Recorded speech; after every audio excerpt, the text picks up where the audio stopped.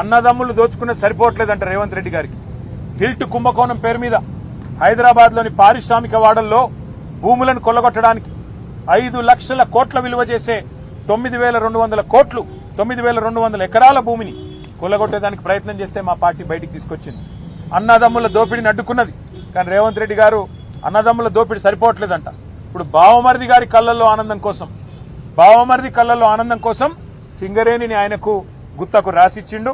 తెలంగాణ కొంగు బంగారంగా భావించే సింగరేణిని కాంగ్రెస్ ముఖ్యమంత్రి రేవంత్ రెడ్డి పట్టపగలే కబలిస్తా ఉన్నాడు.